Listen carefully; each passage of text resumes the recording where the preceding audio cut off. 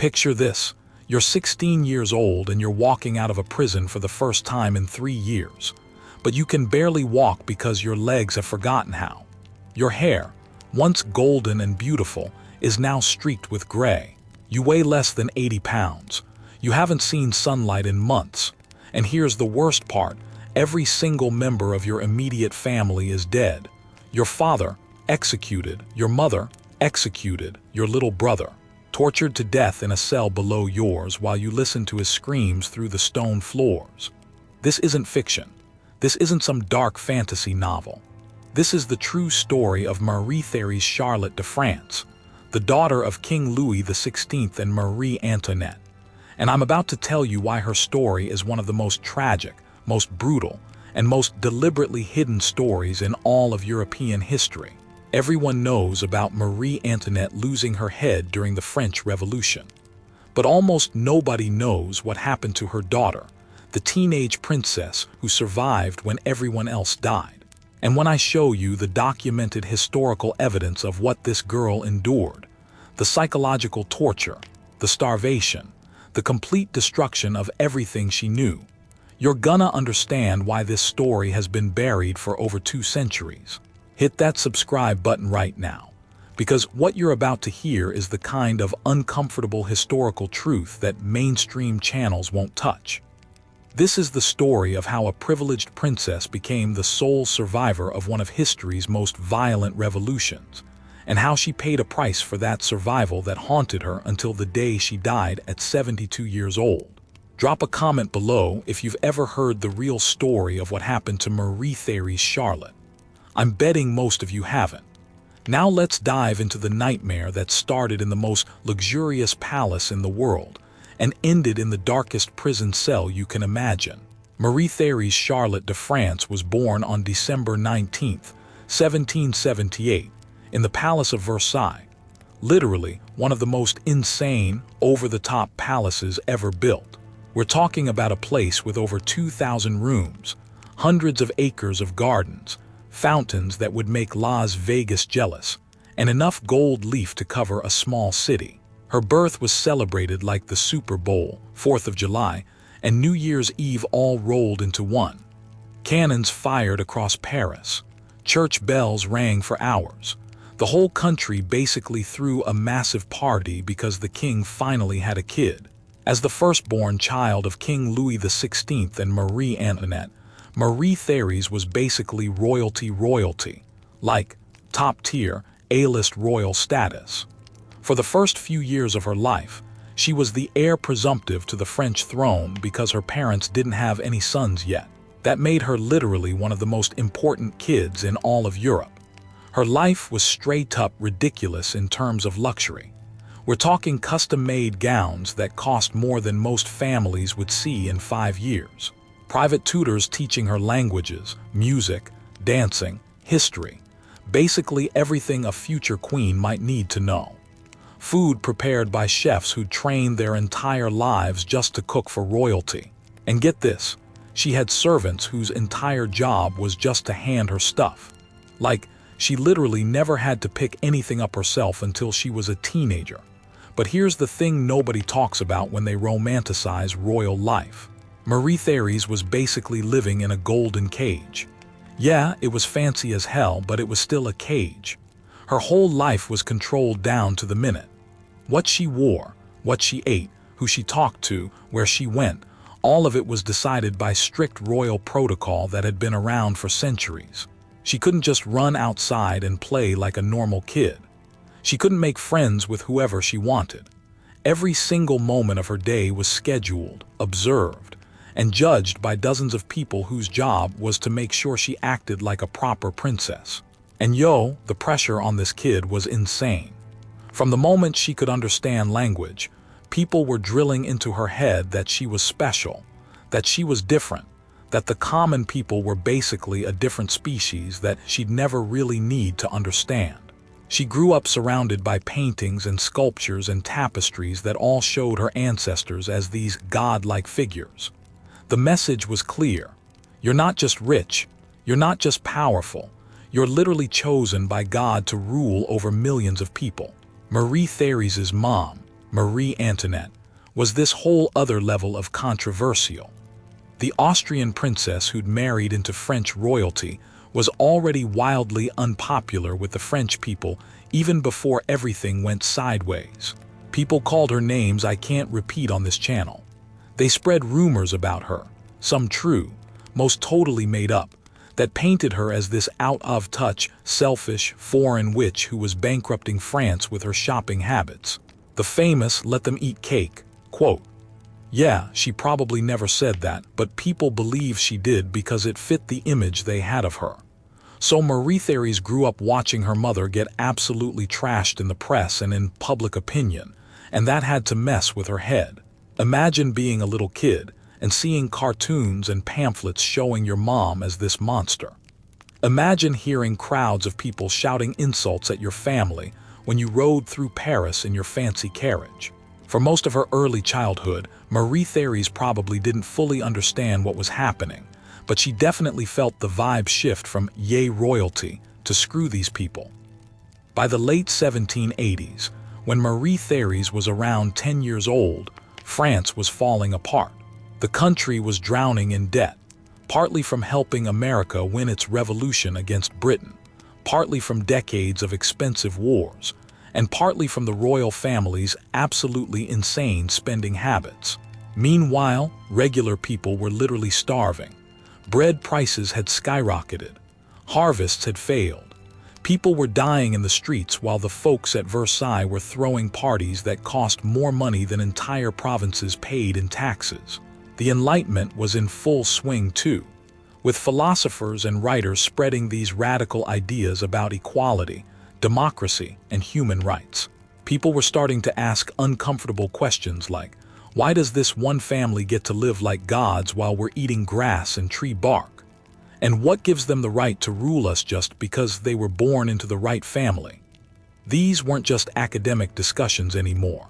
These ideas were spreading through coffee houses, taverns, and street corners across France.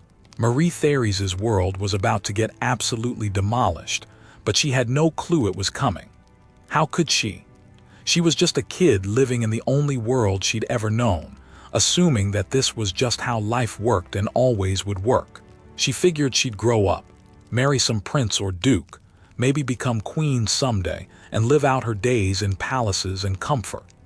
She had no idea that within just a few years, she'd be the only surviving member of her immediate family, marked forever by trauma that would haunt her for 7 decades. October 5th, 1789. That's the date when 10-year-old Marie-Thérèse's childhood ended forever.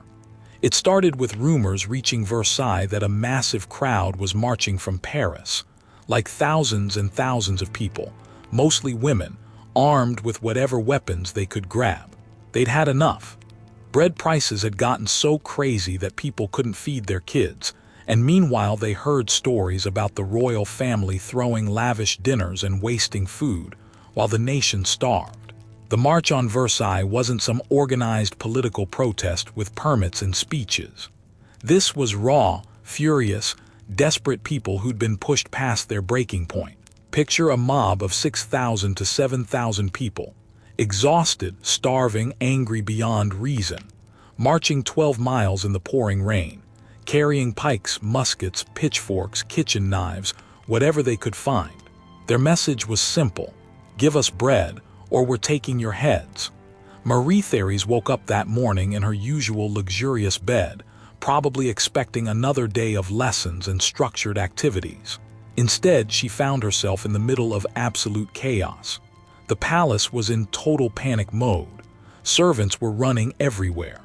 Guards were trying to figure out how to defend a palace that had never really been designed for defense. It was built to show off wealth, not to survive a siege. By early morning on October 6th, the mob had broken into the palace. They murdered the royal guards, and I'm talking brutal, violent deaths. They were hunting for the queen, shouting that they were gonna cut off her head and parade it through Paris on a pike. Marie Antoinette barely escaped with her life, running through secret passages in just her nightgown while the mob broke into her bedroom literally minutes behind her. Can you imagine being 10 years old and experiencing that? One moment you're in your bed in the safest, most protected place in the country, and the next moment there are thousands of people trying to murder your family. Marie-Thérèse heard the screams. She heard the gunshots. She saw the blood. She watched her mother, who'd always been this figure of grace and power, reduced to a terrified woman running for her life.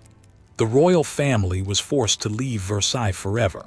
The mob demanded they come back to Paris where the people could keep an eye on them, which was basically code for "you're prisoners now." The journey back to Paris was absolutely insane. The royal family's carriage was surrounded by thousands of people, many of them carrying pikes with the severed heads of murdered guards stuck on top. They were singing, mocking, shouting threats. The king and queen had to smile and wave like this was some kind of celebration instead of a kidnapping. Marie-Thérèse, sitting in that carriage, watched her parents put on this brave face while their world burned down around them. They ended up in the Tuileries Palace in the heart of Paris. Now, the Tuileries was still fancy, but it was nothing like Versailles. More importantly, it was a prison in all but name. They couldn't leave without permission. Every door had guards watching them. Their mail was read. Their conversations were overheard. Servants they'd trusted for years were replaced with revolutionary sympathizers who reported every little thing back to the new government. For Marie-Thérèse, now 11 years old, this was when the real psychological torture began. She went from being a protected princess to being a prisoner. She could hear mobs outside the palace walls at night, shouting threats, singing songs about killing her family. Newspapers and pamphlets were publishing increasingly vicious attacks on her parents, with cartoons showing them as pigs, monsters, traitors. Some of these pamphlets included her too, mocking her appearance, questioning her legitimacy, treating her like she was subhuman garbage instead of a child. The family tried to maintain some normalcy. Her father still gave lessons to the kids. Her mother still did needlework and maintained as much dignity as she could. But you can't pretend things are normal when armed guards are watching your every move and the entire country is calling for your head. Marie-Thérèse was old enough to understand that her family was in serious danger, but too young to fully process what that meant or what she could possibly do about it. In June 1791, the family attempted to escape in what's known as the Flight to Varennes. This was basically a desperate Hail Mary to reach the Austrian border where Marie Antoinette's family could protect them. The plan was actually pretty well thought out. Disguises, multiple carriages, trusted allies along the route. 12-year-old Marie-Thérèse got dressed up as a servant girl, probably feeling some hope for the first time in months that maybe, just maybe, they could escape this nightmare. But they got recognized. Some dude in a small town noticed that the servant in the carriage looked an awful lot like the king he'd seen on coins. The family was arrested in the town of Varennes, just miles from safety. The journey back to Paris was even worse than the first trip. Now the crowds weren't just angry, they were triumphant. They'd caught the royal family trying to flee, which basically confirmed every suspicion that Louis didn't actually support the revolution and was trying to betray France to foreign powers. Marie-Thérèse watched her father age a decade in just that one journey. The hope drained out of him. He realized there was no escape, no way out, no foreign army coming to rescue them. They were completely at the mercy of a revolution that had no mercy to give. After Varennes, everything got worse. The family was moved to even tighter quarters. The surveillance increased. More and more radical voices in the government were calling for the abolition of the monarchy entirely, and some were openly discussing execution. Marie-Thérèse, now 13 and going through puberty in this absolute hellscape of a situation, was developing from a child into a young woman while watching her entire world disintegrate. Her younger brother Louis Charles, who was about 7, was slowly withdrawing into himself. The happy, playful little boy was disappearing, replaced by a scared, quiet kid who didn't laugh anymore. Marie-Thérèse tried to protect him, tried to play games with him, tried to maintain some sense of normalcy. But how do you help a 7-year-old process the fact that half the country wants to execute his parents? The worst was yet to come. In August 1792, things went from terrible to absolutely catastrophic. Revolutionary forces stormed the Tuileries Palace in an orgy of violence called the Insurrection of August 10th. This wasn't a protest or a political statement. This was war. Over 600 Swiss guards defending the palace were slaughtered. The revolutionary forces literally tore some of them apart. Bodies were mutilated, beheaded, and left in the courtyards. Marie-Thérèse got separated from her family during the attack. She was 13 years old, hiding in some random room, listening to men being murdered in the hallways right outside her door. She could hear the screams, the gunfire, the crashes as furniture got smashed and rooms got looted. For hours, she had no idea if her parents were alive or dead. When she was finally found and reunited with them, the whole family was immediately arrested and dragged to the Temple Tower, a medieval fortress in the heart of Paris that would become their tomb. The Temple Tower was nothing like anywhere the royal family had lived before. This was a legit medieval prison, dark, damp, cold, with tiny rooms and windows with iron bars. It had been built in the 1200s by the Knights Templar, and it looked and felt every bit as ancient and forbidding as you'd imagine. The symbolism wasn't lost on anyone. The royal family of France, who used to rule from golden palaces, were now locked in a fortress that looked like something out of a horror movie. The conditions were deliberately harsh. The family got stripped of all their trusted servants. Instead, they got guards who were revolutionary sympathizers and who absolutely loved humiliating their royal prisoners. These weren't professional soldiers with a code of conduct. Many of them were just dudes from Paris who'd been given weapons and told to watch the former royals. Some of them were decent enough, but others were straight-up cruel, taking every opportunity to mock, insult, and degrade people who'd once been untouchable. Marie-Thérèse and her family were given rough, common clothing instead of their usual fine garments. The food was basic and often not enough: bread, thin soup, whatever was cheap and easy.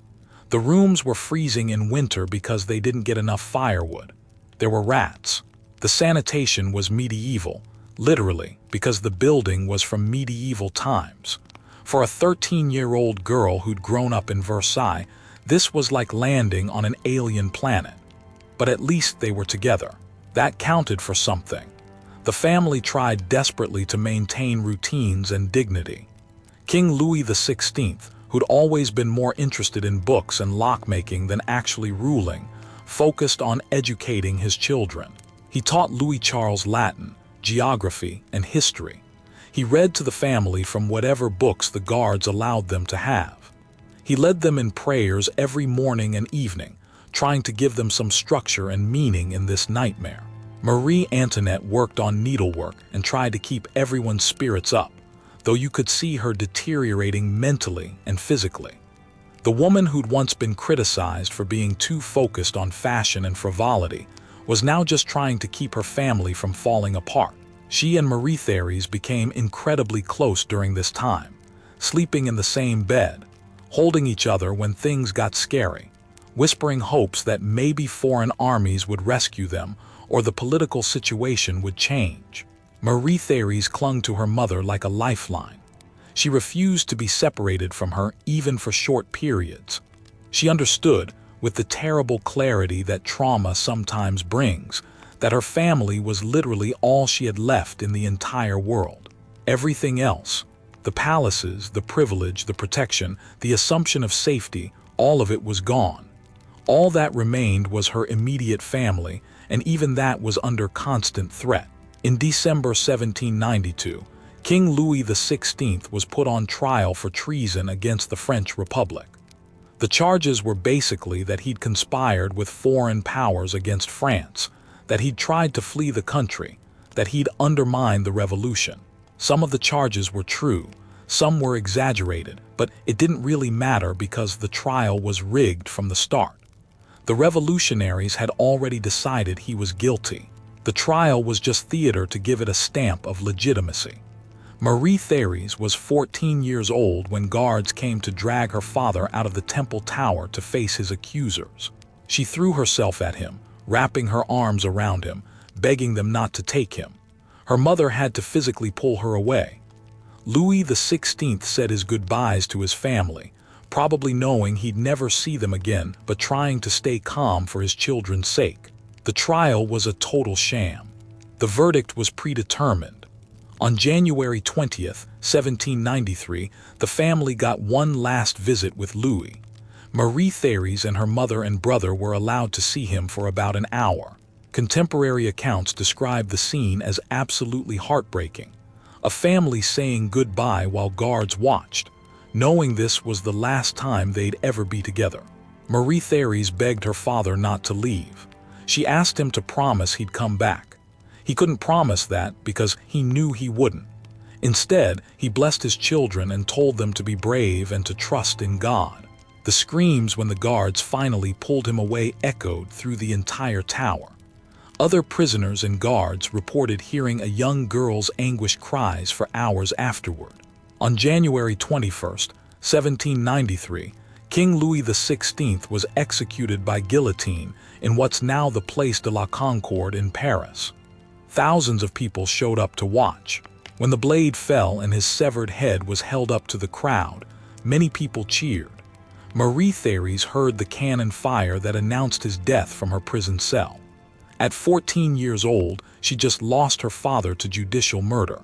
The trauma of that day is impossible to fully comprehend. Marie-Thérèse didn't just lose her dad. She lost him in the most public, violent, humiliating way possible. He wasn't killed in battle or assassinated in secret. He was tried, found guilty by a court that hated him, and then executed like a common criminal in front of a cheering crowd. And she had to hear that cannon fire and know exactly what it meant. After Louis's execution, conditions in the temple got even worse for the surviving family members. The guards, who'd at least shown some restraint before, now felt free to do whatever they wanted. Marie-Thérèse and her mother were moved to even smaller cells. Their already pathetic rations got cut. They were subjected to constant verbal abuse, with guards calling them names and mocking their grief. But the absolute worst thing that happened was what they did to Marie-Thérèse's little brother, Louis Charles. In July 1793, the revolutionaries decided to separate the 8-year-old boy from his mother and sister. The reasoning was that they didn't want him being corrupted by royalist ideas. They wanted to re-educate him into being a good Republican citizen. The scene when they came to take Louis Charles away was absolutely brutal. Marie Antoinette fought like a wild animal to keep her son, scratching and biting at the guards, screaming that they'd have to kill her first. Marie-Thérèse tried to shield her brother, putting herself between him and the guards.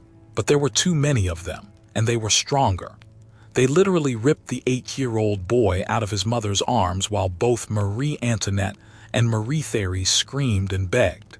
Louis Charles was taken to a cell several floors below and put under the care of a man named Antoine Simon, a cobbler who'd been tasked with turning the former Dauphin into a revolutionary. What Simon actually did to that child was horrific. He forced the boy to drink alcohol until he got sick. He beat him regularly for refusing to denounce his parents. He kept him in filthy conditions. He taught him obscene songs mocking his mother and made him repeat them. The psychological and physical abuse was systematic and brutal. Marie-Thérèse could sometimes hear her brother crying or screaming from her cell above. She'd press her ear to the stone floor, trying to catch any sound of him, weeping helplessly while her mother sat frozen in grief. There was nothing they could do. They were prisoners, powerless, unable to protect the little boy who was being destroyed just floors away. On August 1st, 1793, Marie Antoinette was separated from Marie-Thérèse. Revolutionary guards came in the middle of the night and dragged the former queen away to the conciergerie, a notorious prison where condemned prisoners spent their final days before execution. This was it, the separation both of them had been dreading. Marie-Thérèse threw herself at her mother, wrapping her arms around her, refusing to let go. She was 14 years old and she absolutely knew, that this was the last time she'd ever see her mother alive. The guards had to physically pry the girl's fingers loose from her mother's dress.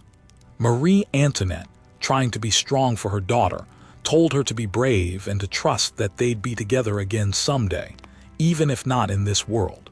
That moment, that final separation, broke something in Marie-Thérèse that never fully healed. It was one thing to lose her father to execution when she wasn't there. It was another thing entirely to have her mother torn from her arms in the middle of the night, knowing exactly what was going to happen. Marie Antoinette was put on trial in October 1793. The charges against her were even more insane and vicious than those against her husband. They accused her of everything from financial crimes to having an incestuous relationship with her son. Yes, they actually accused her of that, using testimony they'd forced from little Louis Charles through torture and manipulation. The trial was a mockery of justice, designed to humiliate her as much as to condemn her. On October 16, 1793, Marie Antoinette was executed by guillotine. Unlike her husband, who'd been executed in relative dignity, she was paraded through Paris in an open cart so people could mock and jeer at her. She was only 37 years old, but she looked decades older. Her hair had gone completely white in prison, and she'd aged dramatically from stress and grief. Marie-Thérèse, alone in her cell in the Temple Tower, didn't even know for certain that her mother was dead until days later when guards casually mentioned it while bringing her food. Nobody thought to officially inform her. Nobody cared enough to treat her with even basic human decency. She was 14 years old and now completely orphaned, with both parents executed, and her little brother locked somewhere else in the same building, being tortured by people who used to be her father's subjects. After Marie Antoinette's execution, Marie-Thérèse entered the darkest period of her captivity. She was now completely alone, cut off from every person who loved her or cared about her welfare. Her aunt, Madame Elizabeth, her father's sister, was still imprisoned somewhere in the temple complex, but the guards wouldn't let them see each other. Marie-Thérèse could sometimes hear footsteps or voices that might have been her aunt, but she was never sure. The isolation was deliberate and psychological. The revolutionaries knew that keeping Marie-Thérèse alive was politically useful. She was a bargaining chip they could use in negotiations with foreign powers, particularly Austria, where her mother's family still held power. But they also wanted to break her, to destroy whatever sense of royal entitlement or dignity she might still have. So they isolated her completely. Marie-Thérèse was moved to an even smaller cell, basically a stone box with one barred window. She was given minimal food, barely enough to survive. No books, no needlework, no activities to occupy her mind. Just stone walls, iron bars, and endless hours of nothing. For a teenage girl going through one of the most developmentally important periods of her life, this isolation was torture in its own right. Days blurred into weeks, weeks into months. Marie-Thérèse lost track of time. She had no calendar, no way to mark the passing days. The seasons changed outside her window, but inside her cell, everything remained the same gray monotony. She talked to herself sometimes, just to hear a human voice. She prayed constantly, having nothing else to do and no one else to turn to. She developed little rituals and routines to try to maintain her sanity, counting stones in the wall, watching patterns of light move across the floor, making up stories in her head about rescue or escape. The guards rotated regularly, and most of them treated her with indifference at best, cruelty at worst. They deliberately withhold information about her brother, laughing when she begged for news about whether he was okay. They'd bring her food and then accidentally spill some of it, reducing her already meager rations. They'd barge into her cell at all hours, supposedly to check on her, but really just to intimidate and frighten her. Some accounts from guards who later felt guilty about what happened describe Marie-Thérèse during this period as looking like a ghost, pale, thin, her eyes hollow and distant. She stopped speaking much. even when guards tried to engage her. She'd sit for hours staring at nothing, lost in memories or trauma or just the empty numbness that comes from prolonged isolation. In May 1794, her aunt Madame Elizabeth was taken away and executed. Marie-Thérèse didn't even find out about it until much later. For weeks, she held on to hope that maybe she'd get to see her aunt, that maybe they'd be reunited. She had no idea her aunt was already dead, another victim of revolutionary justice. Then came the worst news of all. In June 1795, her little brother Louis Charles died in his prison cell. He was 10 years old. The official cause of death was tuberculosis, but the real cause was systematic abuse and neglect. The child had been kept in conditions so filthy and treated so horribly that his body just gave up. When doctors finally examined him after death, they found evidence of severe malnutrition, multiple old injuries, and disease caused by living in his own filth, because nobody bothered to help him maintain basic hygiene. Marie-Thérèse wasn't told immediately about her brother's death. The revolutionaries actually tried to keep it secret for a while, because they were worried about the political implications. When she finally found out, probably weeks after it happened, she was now completely alone. Both parents dead, her little brother dead, her aunt dead. At 17 years old, Marie-Thérèse was the sole surviving member of the immediate royal family. The psychological impact of this complete obliteration of her family is almost impossible to fully grasp. Every person she'd loved and who'd loved her back was gone, and almost all of them had died violent, preventable deaths.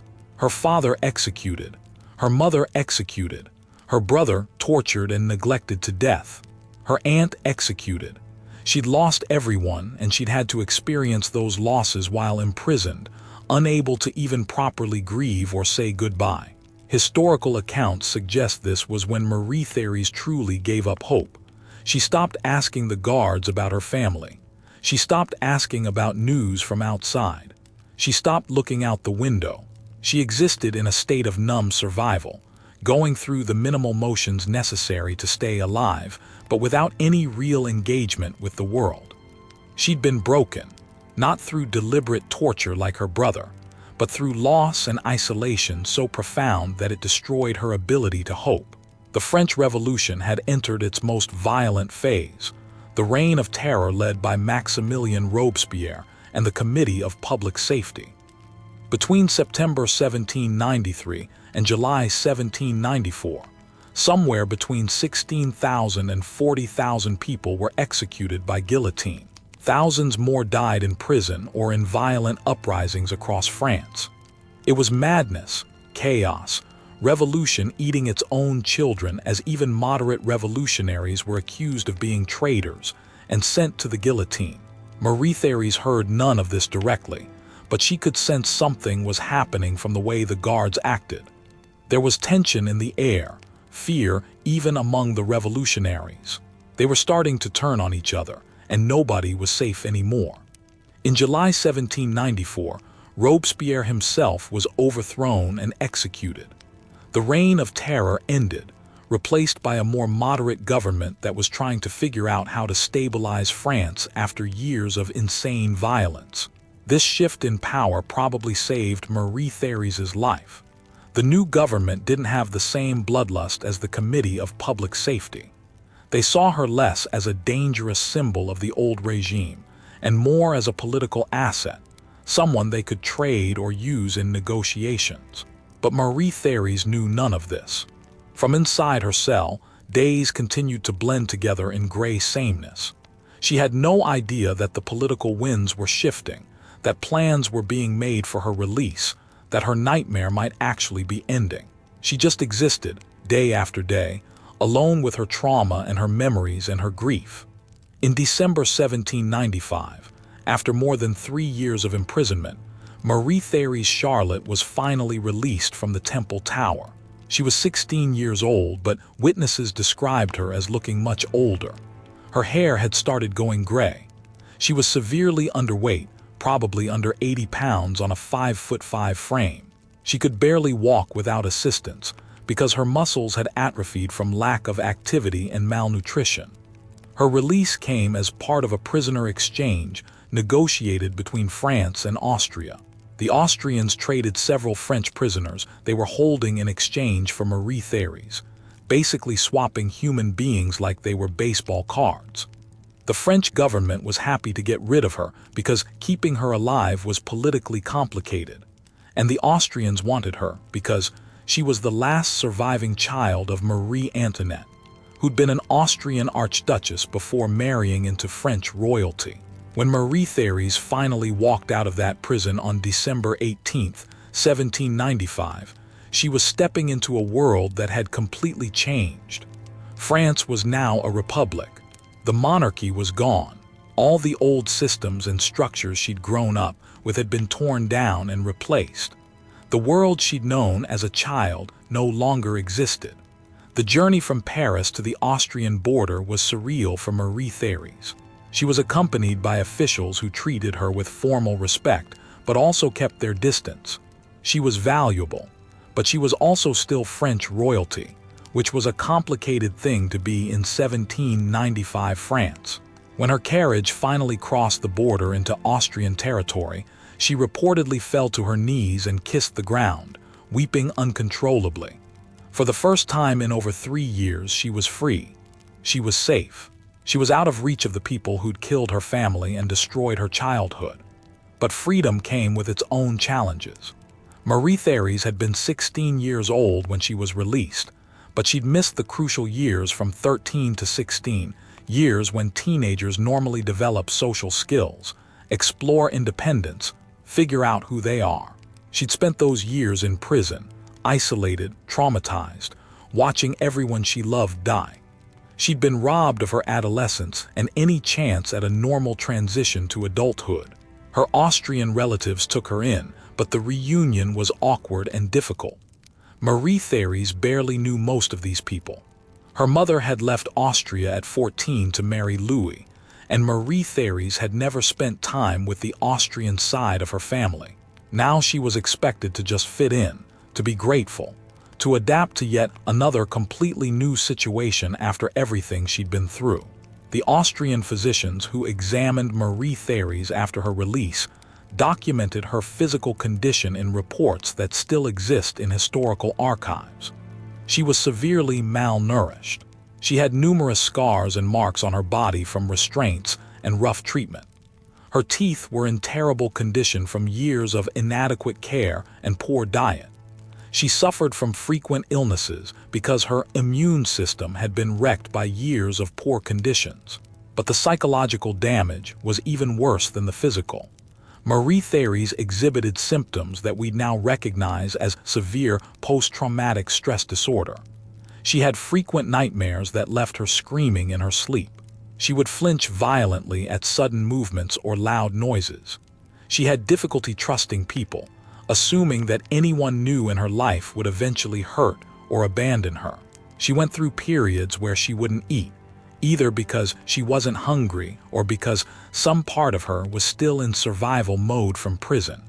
She also struggled with what we might call survivor's guilt. Why had she lived when everyone else died? Why had the revolutionaries spared her but killed her parents, her brother, her aunt? Was there something she could have done differently? Should she have fought harder, screamed louder, found some way to save them? These weren't rational thoughts, but trauma rarely is rational. In June 1800, when Marie-Thérèse was 21, she was married to her cousin Louis Anton, the Duke of Angoulême. This was a political marriage designed to strengthen royalist claims to the French throne and to unite different branches of the Bourbon family. Marie-Thérèse didn't have much choice in the matter. Royal women rarely did, and she'd learned through brutal experience that she had limited control over her own life. The marriage was by all accounts not happy. Louis Anton was reportedly kind enough to her, but there was no real love or passion there. More significantly, the marriage was never consummated. Historical records and letters from people close to the couple make it clear that Marie-Thérèse and her husband never had any kind of physical relationship. They never had children. They lived more like roommates or business partners than like husband and wife. Historians have speculated for decades about why. Some suggest that the trauma Marie-Thérèse experienced in prison made physical intimacy impossible for her, that she couldn't handle anyone touching her in that way. Others suggest she might have been asexual, or simply never developed any romantic feelings, because that part of her psychological development was stunted by imprisonment during crucial teenage years. We'll probably never know for certain, but what's clear is that Marie-Thérèse never experienced anything like a normal marriage or family life. When Napoleon was finally defeated and the Bourbon monarchy was restored to France in 1814, Marie-Thérèse returned to her homeland after nearly 20 years away. She was 35 years old, returning as the Duchess of Angoulême and the niece of the new king, Louis XVIII, her father's brother. You'd think this would be a triumphant return, a restoration of everything that had been taken from her. But it wasn't. Marie-Thérèse found that she couldn't really come home because home didn't exist anymore. The France she remembered from her childhood was gone. Versailles was empty, stripped of its furniture and art. The Tuileries had been damaged during various uprisings. The Temple Tower where she'd been imprisoned had been demolished by Napoleon in 1811 because he wanted to erase this monument to royal martyrdom. More painfully, Marie-Thérèse discovered that many French people still resented the monarchy and saw the Bourbon restoration as a step backward. She was booed in public appearances. Newspapers mocked her as a relic of the past. People who remembered the revolution saw her as a symbol of the old regime they'd fought to destroy, not as a victim who'd suffered terribly. She also couldn't escape her own memories. Everywhere she went in Paris, she saw places connected to her trauma. The Tuileries reminded her of the attack that led to her imprisonment. The Place de la Concorde was where her parents had been executed. Streets and buildings triggered flashbacks to moments from her childhood or her captivity. Living in Paris meant living in a constant state of triggered trauma. People who knew Marie-Thérèse during the Restoration period described her as cold, distant, and emotionally unavailable. She rarely smiled. She didn't seem to enjoy anything. She maintained rigid routines and rituals, probably because structure and control were the only ways she could manage her anxiety. She was deeply religious to the point of obsession, spending hours every day in prayer, as if she was trying to find meaning in suffering that seemed meaningless. She also became known for being extremely conservative and unforgiving toward anyone who'd been involved in the revolution. While her uncle Louis XVIII tried to pursue reconciliation and move France forward, Marie-Thérèse wanted revenge. She wanted people punished. She maintained lists of names, people who'd been involved in her family's imprisonment or execution, and she never forgot and never forgave. This rigidity made her unpopular and contributed to political instability during the Restoration. But here's the thing, can you really blame her? She'd watched her entire family get murdered. She'd spent 3 years in prison during the most formative period of her life. She'd lost everything and nearly everyone. And then she was expected to just forgive and forget, to smile and play nice with a country that had destroyed her. That's asking for a level of grace and forgiveness that most people couldn't manage. Marie-Thérèse dedicated significant energy to charitable work, particularly helping orphans and vulnerable children. She funded orphanages, schools, and hospitals. She personally intervened in cases where children were being abused or neglected. This work seems to have been one of the few things that gave her any sense of purpose or meaning in her post-prison life. You don't have to be a psychologist to see the connection. A woman who'd lost her own family and experienced terrible suffering as a child, now dedicating her life to protecting other children from similar fates. She was trying to take her pain and turn it into something constructive, trying to prevent other kids from experiencing even a fraction of what she'd endured. In 1830, another revolution broke out in France. The restored Bourbon monarchy, which had never really been stable or popular, was overthrown again. Marie-Thérèse and her husband had to flee France again. They ended up in exile, bouncing around various European countries, never really settling anywhere. For Marie-Thérèse, this must have felt like history repeating itself. Once again, she was being driven from her home. Once again, she was losing everything. Once again, she was at the mercy of political forces beyond her control. She spent the rest of her life in exile, never returning to France. She moved from Austria to Italy to various other locations, always as a guest of other royal families, never having a real home of her own. She watched as the world continued to change, as monarchy after monarchy fell to revolution, as the old order she represented faded further and further into history. Marie-Thérèse Charlotte de France died on October 19, 1851, in a castle in Austria. She was 72 years old. Her death was quiet and peaceful, surrounded by the few people she'd allowed to get close to her. According to witnesses, her last words were prayers for her family, for her father, her mother, her little brother, all the people she'd lost nearly 60 years earlier but never stopped mourning. She was buried with full royal honors, which would have been unthinkable during the years she spent in that prison cell. The funeral was attended by royalty from across Europe, all paying respects to this woman who represented a vanished world, the last surviving child of Louis XVI and Marie Antoinette. But I wonder how many of those mourners really understood what she'd survived. How many of them grasped the full scope of her trauma? How many of them realized that the dignified old woman they were burying had once been a terrified 14-year-old imprisoned in a stone cell, listening to her family being destroyed around her? So what do we take away from Marie-Thérèse Charlotte's story? What does her life teach us about survival, trauma, resilience, and the price of living through history's darkest moments? First, her story completely destroys any romantic notions we might have about royal life. Yeah, being a princess looks awesome from the outside. The palaces, the gowns, the privilege. But Marie-Thérèse discovered that all that privilege evaporated the moment political circumstances changed. Being royal didn't protect her from anything. If anything, it made her more vulnerable, more valuable as a hostage, more useful as a political tool. Second, her story reveals uncomfortable truths about the French Revolution that don't fit neatly into the liberty, equality, fraternity narrative we're usually taught. Yes, the old regime was corrupt and unjust. Yes, people were starving while the royals lived in insane luxury. Yes, change was necessary. But the revolution also committed terrible atrocities, including the imprisonment and psychological torture of children who'd done nothing wrong except being born into the wrong family. Marie-Thérèse's experience shows us that political revolutions, no matter how noble their stated ideals, often destroy innocent lives in the process. The revolutionaries who imprisoned her weren't cartoonish villains.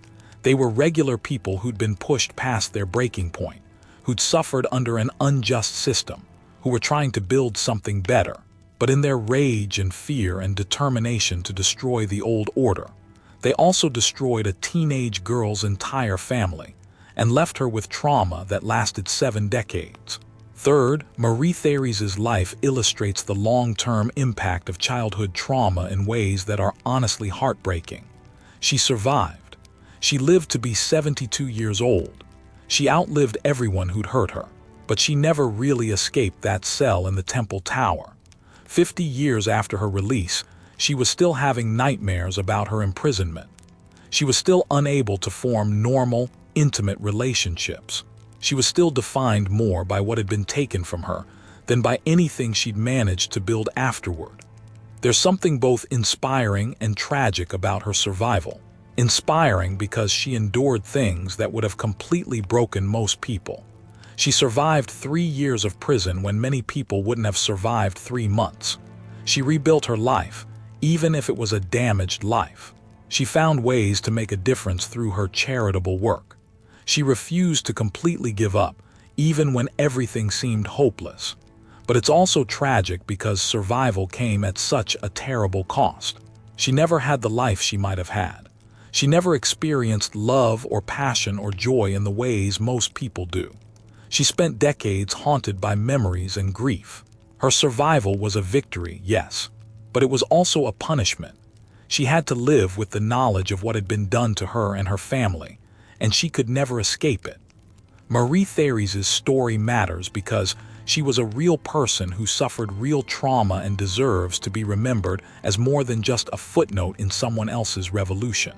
For too long, her story has been overlooked or simplified, reduced to the daughter who survived, without really examining what that survival meant or what it cost. But her story also matters because it's not unique. Throughout history, countless young women, royal and common alike, have been used as political pawns, have watched their families destroyed by violence, have been traumatized during crucial developmental years, and then expected to just move on with their lives. Marie-Thérèse just happens to be one whose story is documented well enough that we can't completely ignore it. Every time someone uses violence against children in the name of political ideology, Marie-Thérèse's story is happening again. Every time we destroy families to punish their parents for political crimes, we're repeating the mistakes of the French Revolution. Every time we forget that revolutionaries can commit atrocities just as brutal as the tyrants they're replacing, we're erasing lessons that Marie-Thérèse's suffering should have taught us. She was 14 years old when her world ended. She was 16 when she finally escaped. She was 72 when she died, still haunted by nightmares of that prison. She survived the French Revolution, the Terror, exile, Restoration, and another revolution. She outlived everyone who'd hurt her, but she never really got her life back. The girl who'd been born in Versailles, who should have lived a life of privilege and possibly power, was destroyed by circumstances beyond her control. Remember her name, Marie-Thérèse Charlotte de France. Remember what she survived. The complete destruction of her family, 3 years of psychological torture and isolation, the loss of everyone she loved, and decades of trauma that never really healed. And remember that she was just one person, one girl among millions who have been destroyed by history's violent upheavals, one survivor among countless victims who didn't make it. Her story is uncomfortable. It complicates our narratives about the French Revolution. It forces us to confront the fact that sometimes there are no heroes and villains, just people trying to survive in impossible circumstances. And sometimes the people trying to build a better world end up destroying innocent lives in the process. Marie-Thérèse Charlotte survived when everyone else died. That's not a happy ending. That's not a triumphant conclusion. That's just a fact. She lived. She endured. She carried her trauma for 7 decades. And when she finally died at 72, her last thoughts were of the family she'd lost when she was 14 years old. If that doesn't haunt you, I don't know what will.